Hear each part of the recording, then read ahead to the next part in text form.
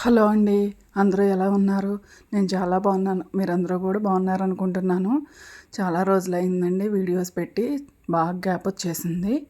ఈ మధ్య షూట్ చేశాను గానండి, ఎడిటింగ్ చేయడానికి టైం లేక కొద్దిగా అవ్వలేదు.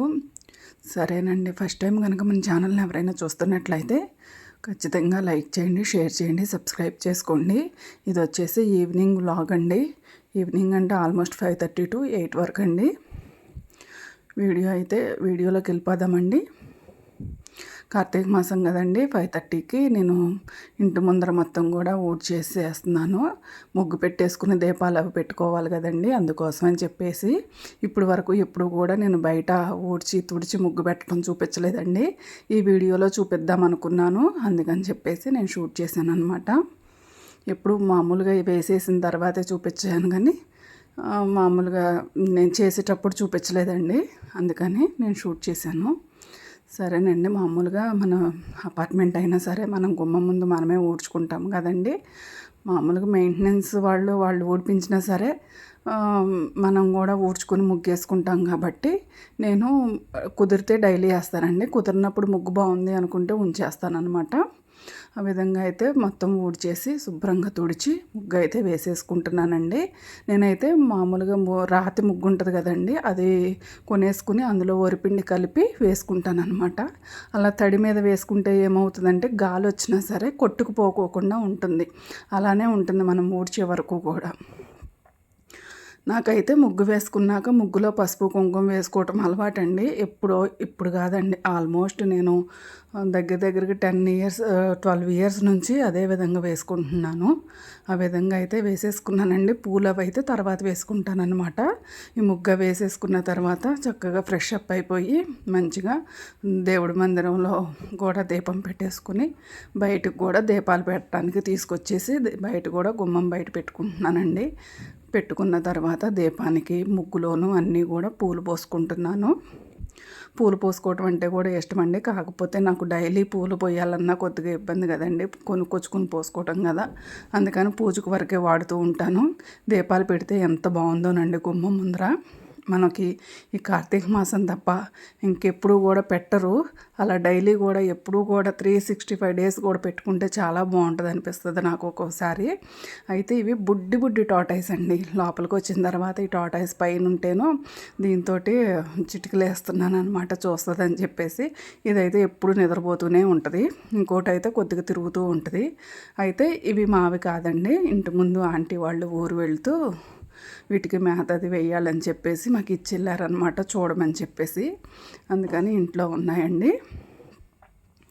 అది చూసారు కదా, అలా చూస్తూ ఉంటుంది. ఒకటి మాత్రం రాయి పైకి ఎక్కేసి చూస్తూ ఉంటుంది. మా పిల్లలు కూడా వీటిని చూసిన దగ్గర నుంచి తేవచ్చు కదా అంటున్నారు.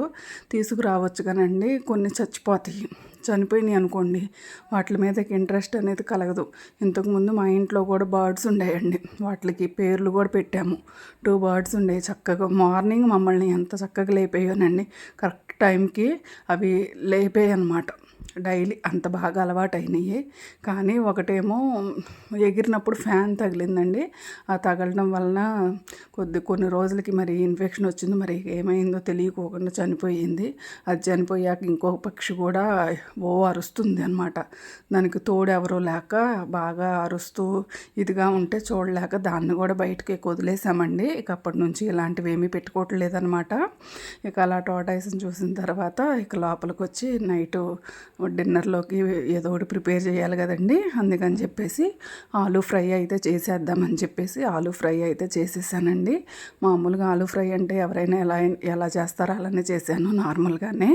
అయితే నైట్ డిన్నర్కి ప్రిపరేషన్స్ అన్నీ అయిపోయిన తర్వాత రైస్ వండేసి ఫ్రై కూడా అన్నీ చేసేసి పక్కన పెట్టేసిన తర్వాత మార్నింగ్కి స్నాక్స్కి ఏమీ లేవండి పిల్లలకి పెట్టడానికి.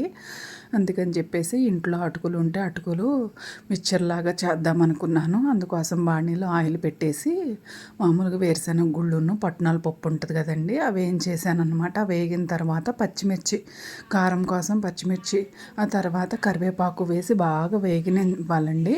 ఆ వేగేసిన తర్వాత మనం మామూలుగా అటుకులు ఉంటాయి కదండి, మనం కొద్దిగా ముందు ఆయిల్లో పసుపు వేసుకుంటే ఏంటంటే అటుకులకు కూడా బాగా పసుపు పట్టిద్ది. అందుకని చెప్పేసి ఆయిల్లో పసుపు వేస్తానన్నమాట. పసుపు వేసేసి మామూలుగా అటుకులు వేసి వేయిస్తానండి. అయితే మనం బయట కూడా కొనుక్కొచ్చుకోవచ్చు కానండి, అవి ఏం చేస్తారంటే డీప్ ఫ్రై చేస్తారండి. అవి డీప్ ఫ్రై చేసినట్లు కన్నా మనం కొద్దిగా ఆయిల్ వేసుకుని కరకరలాడే వరకు వేయించుకుంటే సరిపోతుందండి. కొద్దిగా ఆయిల్ సరిపోతుంది. ఈ రకంగా మనం ఇక కలుపుకుంటూ వేయించుకుంటే సిమ్లో పెట్టేసి అందులో ఉన్న పచ్చిదనం అదంతా పోయి చక్కగా కరకరలాడుతుందండి. మధ్యలో మనం కొద్దిగా సాల్ట్ వేసుకుంటాము. ఈ రకంగా మొత్తం కలుపుకుంటే చాలా బాగుంటుందండి. ఒకసారి మీరు కూడా ట్రై చేయండి. బాగా కలిసి కొద్దిగా వేగిన తర్వాత సాల్ట్ వేసానండి. ఇప్పుడు మళ్ళీ కొంచెం బాగా వేయించుకోవాలన్నమాట. పచ్చిమిర్చి కారం సరిపోతేనండి మనం మామూలుగా కారం వేసే పని ఉండదు. మనకి పచ్చిమిర్చి కొన్ని మంట ఉండవు కదా, అవి ఎన్ని వేసినా కూడా మనకి కారం స్పైసీ అనేది సరిపోనప్పుడు బాగా వేగిపోయిన తర్వాత మన నోట్లో వేసుకుని చూస్తే ఏంటంటే కరకరలాడాలి. చక్కగా మనం తినడానికి బాగుండాలన్నమాట. కొంచెం మెత్తదనం ఉండకూడదు. బాగా కరకరలాడేటప్పుడు కారం వేసుకొని కూసేపు ఒక 5 మినిట్స్ సిమ్లోనే చేస్తే సరిపోతుందండి. మంచిగా కరివేపాకు పచ్చిమిర్చి ఇవన్నీ వేసుకున్నాం కాబట్టి భలే ఉంటాయండి. అసలు టేస్ట్ మాత్రం చాలా బాగుంటాయి. ఈజీగా చేసేసుకోవచ్చు. ఒక 15 మినిట్స్లో అయితే అయిపోతుందండి.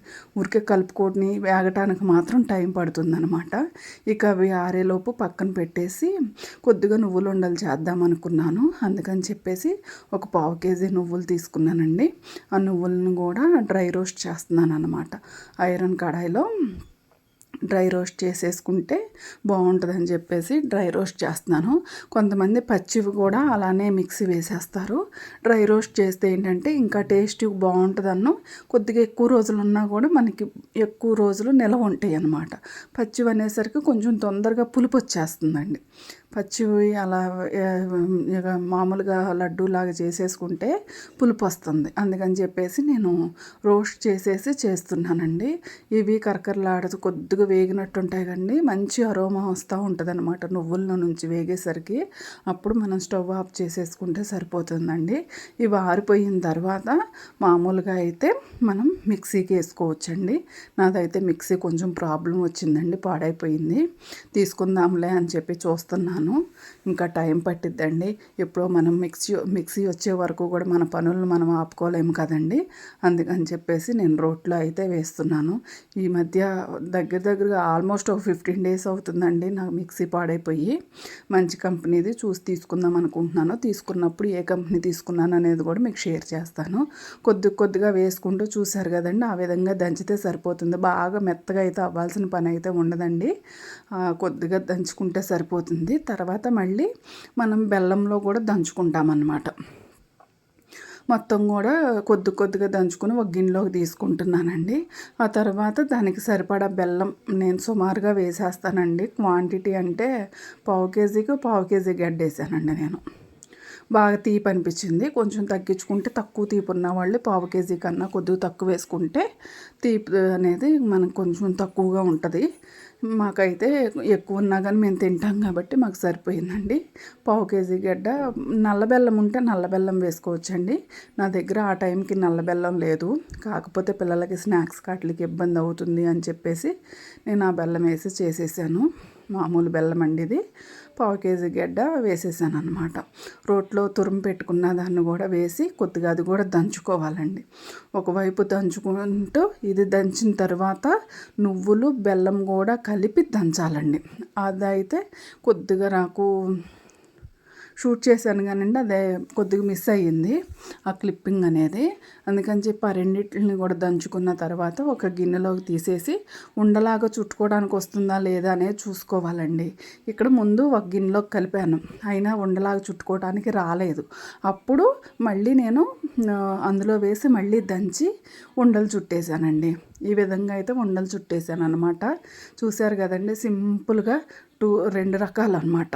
2 రకాల స్నాక్స్ అయితే రెడీ అయిపోయాయి.